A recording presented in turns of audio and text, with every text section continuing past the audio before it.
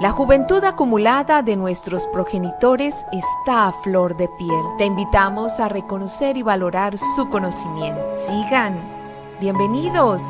Bienvenidos todos a este espacio, Versando con mi Padre.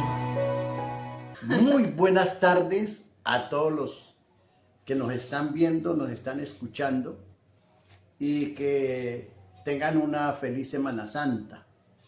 A propósito de feliz Semana Santa, que tengan una feliz Semana Santa porque se nos viene un Vía Crucis con la nueva reforma tributaria.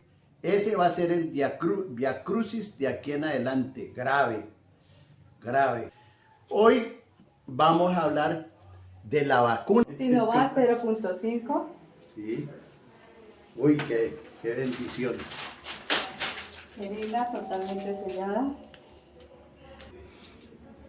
Esta vacuna le sale al gobierno carísima.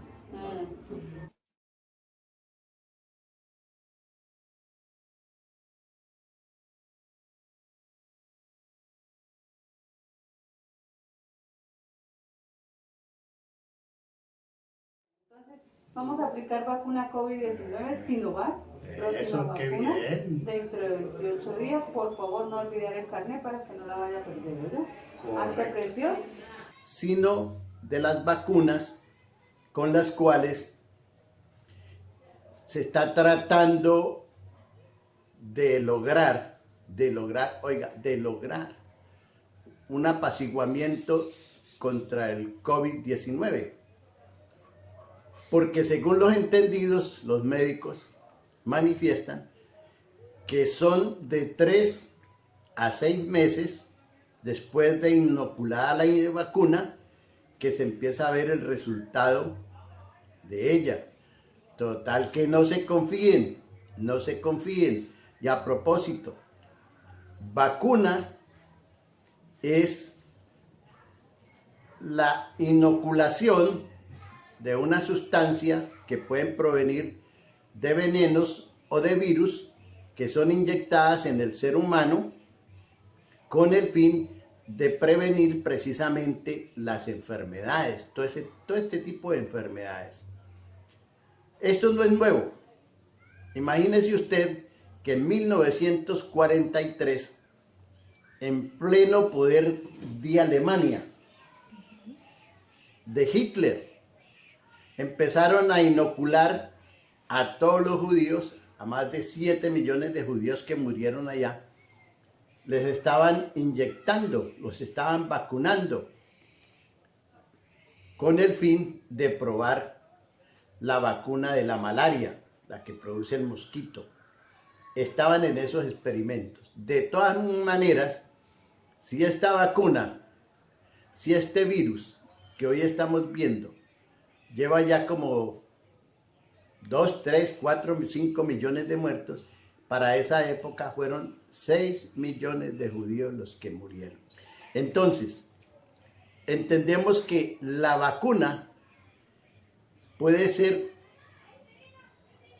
inoculada con el fin de curar enfermedades, muchas enfermedades, tosferina, enfermedades a los pulmones, que pueden causar la muerte a los seres humanos. Bueno, papá, ya nos ha hablado usted sobre la definición de vacuna, Sí. o algunos tips o hechos históricos que han sido significativos en torno al tema de las vacunas. ¿Y qué significa para el ser humano que los avances científicos hayan permitido que existan estos productos? ¿Cuál es el beneficio? Muy grande. Imagínese usted que la población ha ido en abundancia. Decíamos anteriormente que alrededor del mundo somos más de 7.000 millones de personas. Eso gracias a los avances, sí, en todas las tecnologías, la medicina, porque antes se moría mucha gente y no sabían de qué. No se sabe. Sin embargo, fíjese que en la antigüedad, como hablábamos en cierta oportunidad, de los hallazgos arqueológicos y los hallazgos antropológicos, encontraron que a las personas que se morían antiguamente, o hace muchos miles de años, les encontraban un huequito en el cráneo, eso se llama trepanación. Se hacía con el fin de poder observar, tal vez en el cerebro, qué enfermedad tenía. Esos son avances de la medicina, ¿sí? Hasta hoy en día.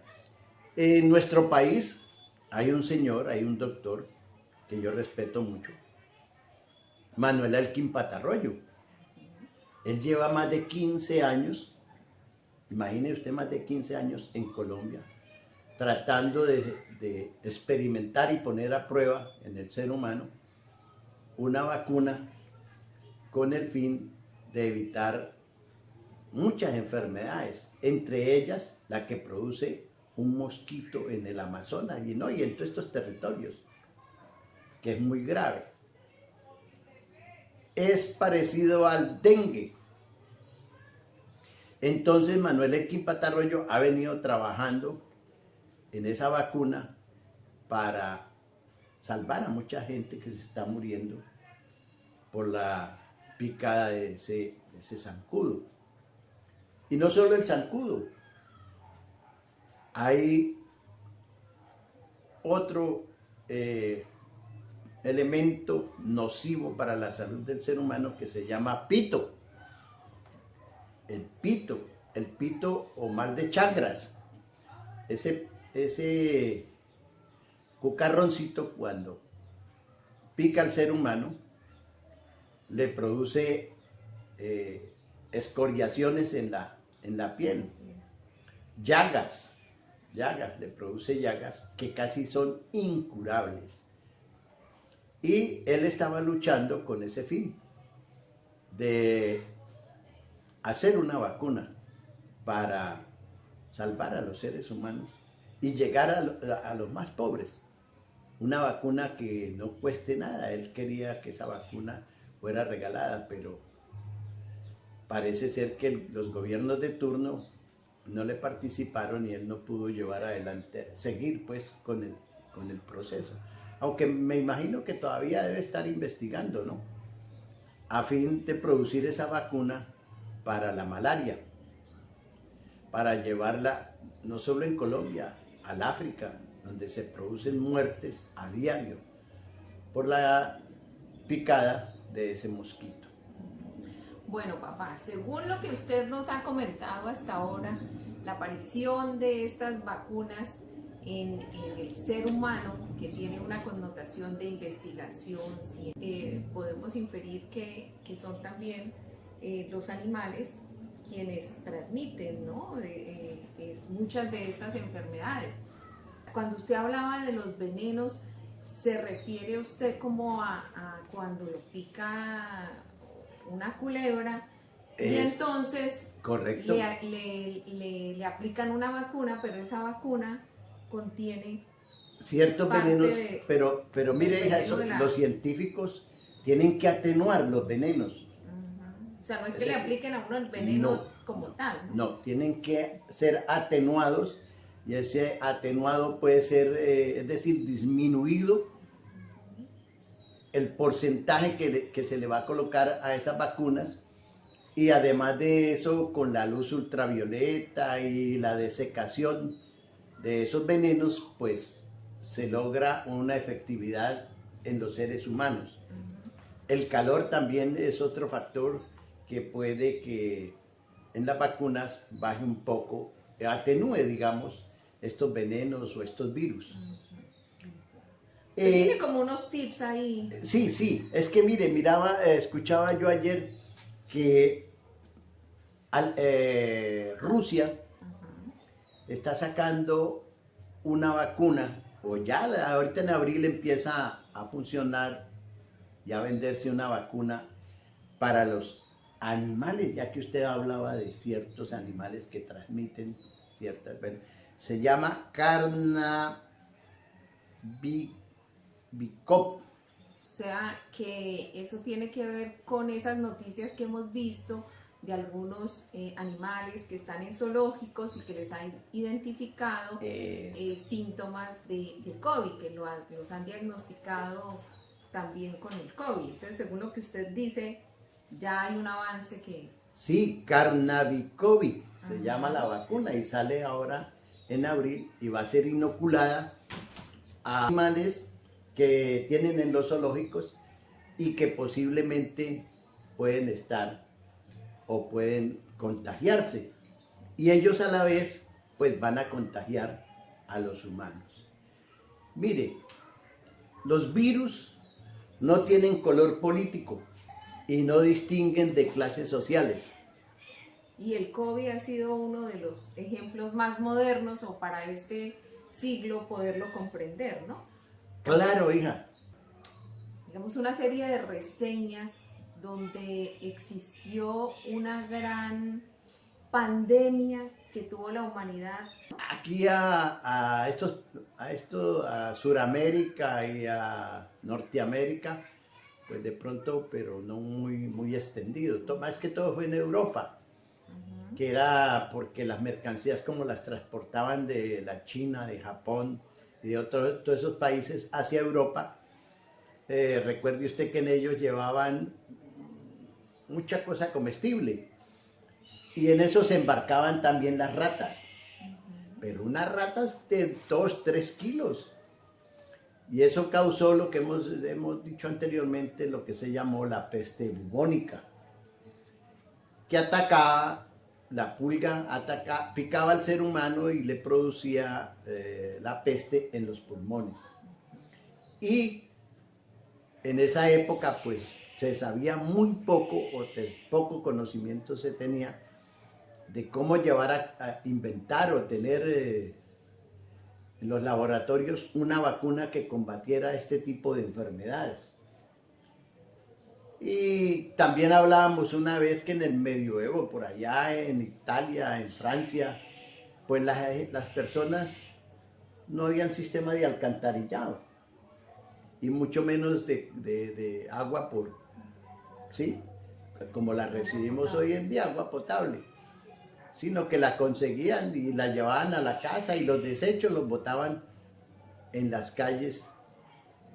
Eso se vio pues en España, se vio en Francia y otros países que no contaban, las ciudades no contaban con un buen alcantarillado. Por supuesto, eso produjo cantidad de enfermedades. Decíamos que el bacilo de Koch, que va a los pulmones, que es la tuberculosis, pues hay que inyectarse, las personas son inyectadas, toman fármacos para poder curarse no la hemos podido exterminar. Igual la lepra, no se ha podido exterminar y se han inventado cualquier cantidad de productos medicinales o médicos o fármacos para poder exterminar de raíz esta mortífera enfermedad. Y mire, vamos muy lento en este proceso, porque como escuchaba que hasta los 3 o 6 meses después de que es inyectada la vacuna, de pronto se puede observar una reacción en realidad y se haga uno inmune, porque las vacunas son para eso, inmunizar a las personas de todas aquellas enfermedades que hoy en día castigan al ser humano. Sí, y un poco, papá, revisando como ese tema del COVID, lo que más difícil o lo que más le ha costado al ser humano es abstenerse a hacer lo que cotidianamente hacía, ¿no? Por supuesto es fundamental el encuentro con el otro, el poder compartir, el poder sentirse querido, sentirse aceptado. Las relaciones interpersonales son fundamentales en la vida social, ¿cierto? Del individuo, del ser humano. Pero es que es como le ha sido muy difícil al ser humano Es que- abstenerse por un periodo de tiempo, de manera que eso puede dar la solución a disminuir el contagio, ¿no? Claro, mire, primero que todo, hija, el ser humano es un ser social, es un ser sociable, vive en comunidad, se ha adaptado a vivir en comunidad, se ha adaptado a ser sociable. Por lo tanto, desligarlo de ese valor social es muy difícil. Entonces el ser humano, pues muy pocos son los que se atreven a estar solos, a permanecer solos. Y siempre el ser humano buscará estar al lado del otro porque es un ser sociable. Es un ser que se acomodó a vivir en sociedad. ¿Sí? Ahora, este virus nos enseñó muchas cosas. Unas buenas y otras un tanto difíciles. Parece ser, y no es que parece, es que se está dando, que en un año que llevamos de confinamiento, ya de pandemia, la población creció mucho. Pues imagínese usted un par de casados o personas recién casadas, pues la familia va, sí, va creciendo porque no van a salir. Bueno, en muchas otras circunstancias va a crecer mucho la familia. ¿Sabes En qué me ese sentido. acordé? Cuando decían que una familia que tenía muchos hijos era porque no tenía televisor.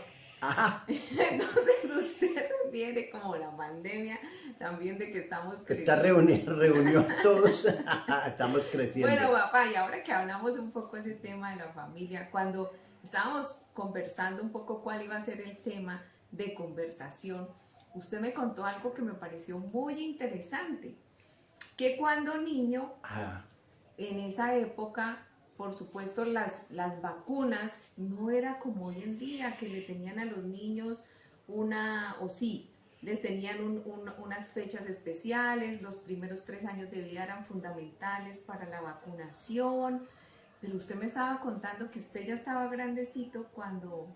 sí, claro, mire, cuando yo entré a la escuela primaria, ¿Cuántos años tenía? Como... pues no, pues cuando eso, imagínate, tenía como 7 años. Ujú. Porque como hablábamos una vez, antes de los 7 años no recibían a nadie en las escuelas. Los niños estaban en sus hogares con sus familias. Es correcto, disfrutando de sus espacios infantiles de niños. Y a partir de los 7, 8 años era que podía uno entrar a hacer primero de primaria. Entonces, a mí me gustaba, es decir, que se terminara el año o empezar otro año, porque me gustaba ir a que me vacunaran. Porque sin la vacuna no lo recibían a uno en ninguna parte y yo quería estudiar, pero era obligación ir uno vacunado. Entonces, ¿contra qué vacunaban? Pues yo me imagino que en esa época tosferina, sarampión y otras enfermedades que nos daban nosotros los pequeños. Viruela, que era muy común en esa época, en esas épocas, la viruela, el sarampión, las paperas, la tosferina. Bueno, y también hay mitos en torno a estas enfermedades, ¿no? Yo me acuerdo que las paperas le decían que uno tenía que estar quieto, sino que las paperas se le bajaban. No. Si usted no estaba vacunado en la escuela no lo recibían. Y entonces yo era feliz que me pusieran aquí la vacuna. Mire, y había muchos compañeros que a los días se le ampollaba y se les hacían unos granos así de grandes, y sino que los adultos de hoy en día se miren el brazo a ver si no tienen Una marquita. una marca producto de las vacunas que inoculaban en esa época, especialmente contra el sarampión, tosferina, la escarlatina, que se llamaban en esa época. Y eso fue pasando, ¿no? Hoy en día, sí, hay como 4 clases de vacuna, pero son año por año o cada 2 años. Claro, sí, la medicina. Mire, cuando yo me iba de vacaciones o íbamos de vacaciones, recuerda, a Valera, a Maracaibo, a Venezuela, nos teníamos que vacunar o había que llevar la tarjeta de vacunación contra la fiebre amarilla. Y el dengue, fiebre amarilla. Fiebre amarilla.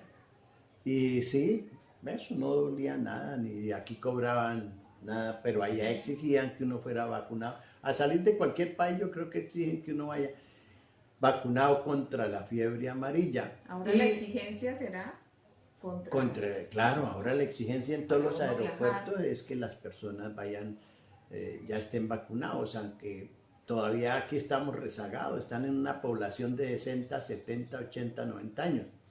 Total que estamos Y graves. este proceso de vacunación irá a lo largo de 2 años. Sí, hija, porque pero- si en 2 meses se han vacunado No. solamente a las personas de 80 No, y ahora no, iniciaron grave. con los de 70. Es que lo que activa el plan en contra del virus es la vacunación. Y si no se vacunan, ya decíamos al principio, ese virus no respeta ninguna edad. Bueno, papi, Mire, 66.000 muertos.